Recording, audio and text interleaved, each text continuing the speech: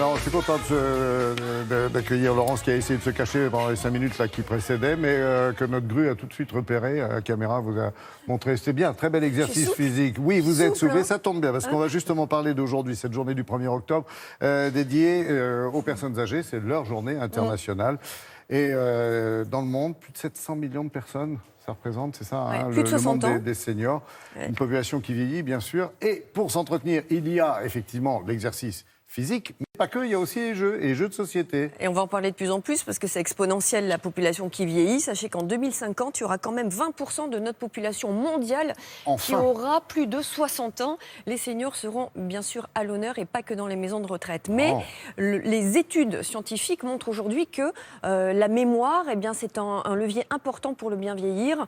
Et justement, ça permet de solliciter les facultés cognitives. Et les maisons de retraite ont mis en place, certaines, pas toutes, des jeux intergénérationnels ou transgénérationnels pour faciliter les échanges entre les grands-parents, les arrière-grands-parents, les enfants et les petits-enfants qui viennent les voir en visite. Ça permet quoi ? Ça permet de stimuler justement le souvenir et la mémoire pour justement ne pas perdre pied quand on sait que... On a l'impression d'être en famille, quoi. On a l'impression d'être en famille, mais surtout sur le point des facultés cognitives, c'est un excellent levier. Nous sommes allés donc à Herblay, dans le Val d'Oise, en région parisienne, pour voir comment ça se passe dans une maison de retraite.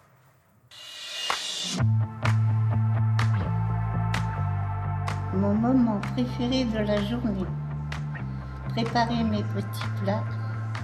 Donc vers midi. Oui. Ok. Ah, là, on va s'amuser. Je raconte mon moyen de transport pour aller à l'école. Les mécanismes qui vont favoriser le bien-être mental de nos personnes âgées, c'est que on va les stimuler au niveau physique, psychique et social.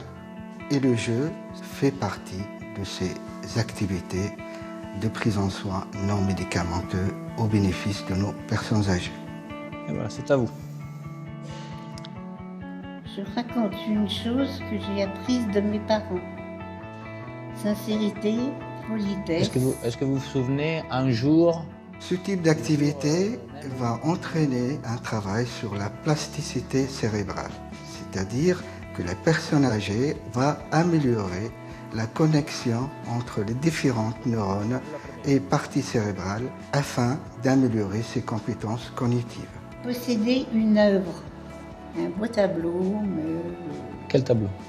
Le fait de répondre à ces questions qui sont sur les cartes va permettre de pouvoir se rendre compte de l'état mental et de l'état psychologique de la personne.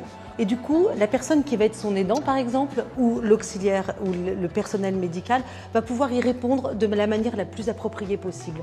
Et ça, c'est quelque chose qui est véritablement intéressant dans l'accompagnement. Imaginez un poème avec 3 vers qui riment avec grands-parents.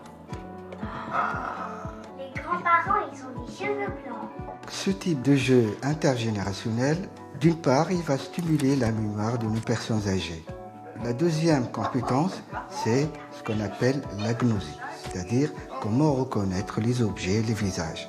L'apraxie, c'est cette faculté d'utiliser des objets. La parole, c'est tout simplement aider les personnes âgées à avoir une fluence verbale et un vocabulaire riche. Ce type de jeu peut favoriser la fonction exécutive, c'est-à-dire cette capacité à planifier et à organiser son quotidien, par exemple. Les jeux intergénérationnels vont permettre de prévenir et de retarder la maladie neurodégénérative du type Alzheimer ou apparentée. Ça, on voit pas, tu vois.